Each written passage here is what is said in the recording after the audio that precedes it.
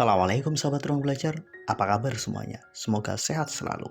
Ketemu lagi dengan saya Eko Prasetyo, selamat datang di channel Ruang Belajar.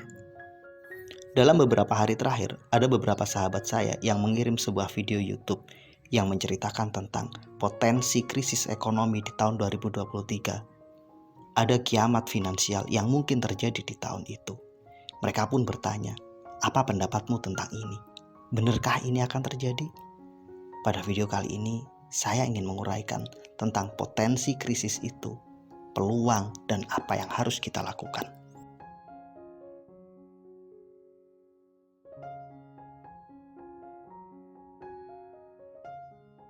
Saya pernah membuat satu pembahasan bahwa dunia sedang tidak baik-baik saja. Sebenarnya, apa yang saya sampaikan saat itu lebih fokus tentang inflasi, krisis, kemudian pandemi, dan potensi krisis pangan yang terjadi karena efek perang. Dan hari ini kondisinya jujur lebih buruk. Ada krisis energi yang sedang terjadi di Eropa. Negara-negara maju seperti Jerman, Inggris, mereka sedang berjuang habis-habiskan menyelamatkan ekonomi negara mereka. Belum lagi mereka sedang berhadapan dengan musim dingin yang sebentar lagi akan datang. Mereka butuh energi yang sangat besar, harga energi sangat tinggi, inflasi sangat tinggi, dan hasilnya ada potensi besar krisis yang mungkin menghancurkan Eropa. Kemudian di belahan yang lain, antara Taiwan dan Cina, mereka sedang berseteru.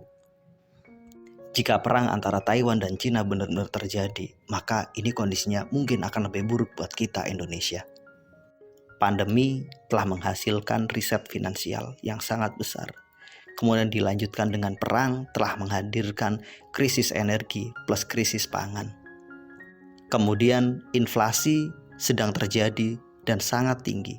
Di saat yang lain, Bank Sentral sedang menaikkan suku bunganya. Kondisi ini tentu sangat menyulitkan untuk dunia industri. Mereka harus membayar beban bunga yang sangat tinggi. Kemudian startup mulai berjatuhan. Karena kita tahu, uang yang digunakan untuk membiayai startup itu adalah uang pinjaman. Yang hari ini, uang pinjaman tersebut nggak lagi murah karena bunganya sedang naik-naiknya.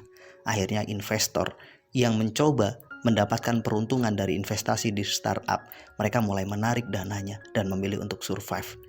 Hasilnya jelas, startup mulai berguguran. Singkat kata, hari ini memang dunia sedang tidak baik-baik saja.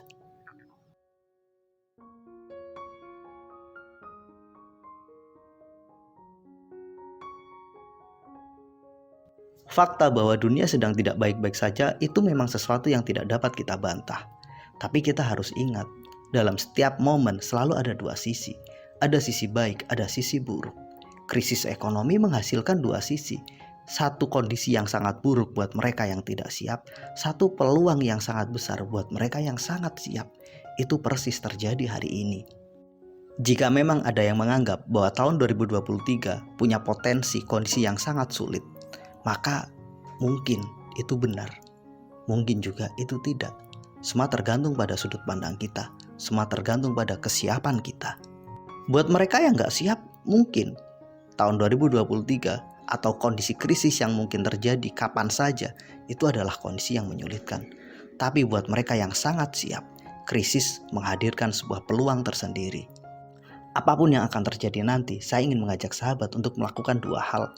Pertama prepare, yang kedua optimis. Orang-orang yang prepare, yang sangat siap, mereka sanggup survive, sanggup bertahan untuk menghadapi kondisi sesulit apapun. Mereka yang optimis adalah orang-orang yang mampu melihat peluang di balik semua kesulitan. Ini semua adalah hukum alam. Setiap krisis selalu ada peluang. Semua tergantung pada sudut pandang. So, saya ingin mengajak sahabat, yuk temukan peluangnya, lakukan persiapannya.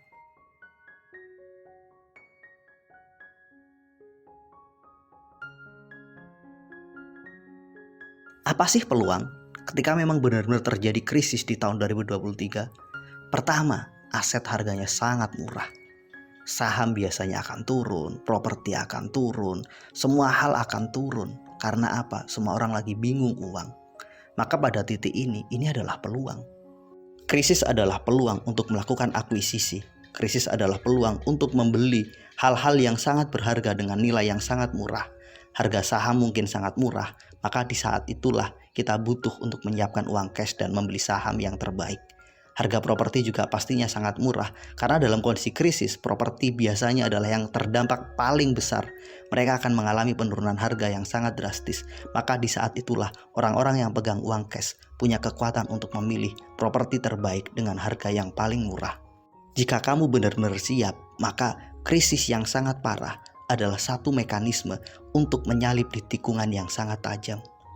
Memang ada resiko, tapi ketika kita mampu melaluinya, maka kita akan dapat mengakumulasi dan melipat gandakan kekayaan kita. Peganglah uang cash, karena memang itu cara terbaik untuk menghadapi krisis. Saya tidak tahu apa yang akan terjadi nanti, tapi saya meyakini semua pasti baik. Entah itu benar-benar terjadi, entah tidak, ketika kita mampu melihat sisi peluangnya, maka kita sedang menemukan harta karun yang sangat berharga di tengah krisis yang sedang melanda. Jadi uang cash adalah harta karun itu. Jika kamu punya simpanan hari ini, yuk coba bersabar dulu, simpan uangmu. Jika penghasilanmu terbatas hari ini, maka cobalah fokus untuk hanya membeli kebutuhan utama saja, kemudian simpan uangmu. Jika biasanya kamu boros, senang berhura-hura, yuk stop. Saat ini, saat yang sedang tidak baik untuk melakukan itu semua. Saat ini adalah saat terbaik untuk menyiapkan diri menghadapi krisis yang mungkin akan terjadi. Jangan boros, jangan berhura-hura, udah stop bersenang-senang, rekreasi atau melakukan hal-hal yang lainnya. Mungkin benar krisis itu belum terjadi di Indonesia. Setidaknya sampai dengan hari ini kita sedang menikmati hal yang mungkin masih lebih baik jika dibandingkan dengan negara-negara lain. Tapi ini bukan berarti semua baik-baik saja. Kita harus benar-benar serius untuk menghemat. Kita harus benar-benar serius untuk tidak berfoya-foya.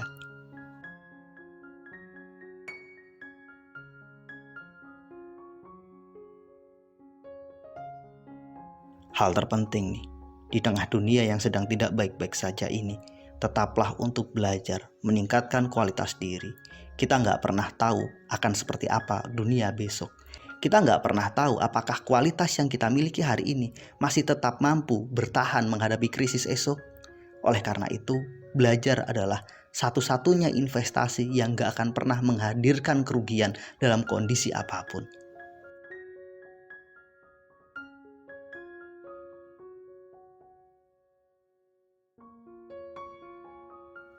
Apapun yang akan terjadi nanti, saya ingin bilang, tetaplah optimis. Sesulit apapun kondisi yang mungkin akan kita hadapi, jika kita yakin bahwa kita mampu melaluinya, maka semua akan baik. Ketenangan akan membuat kita mampu menemukan peluang. Jadi, bertahan dengan selalu melihat sisi positif dari kondisi sulit, itu adalah cara terbaik. Temukanlah peluang dengan sudut pandang kita.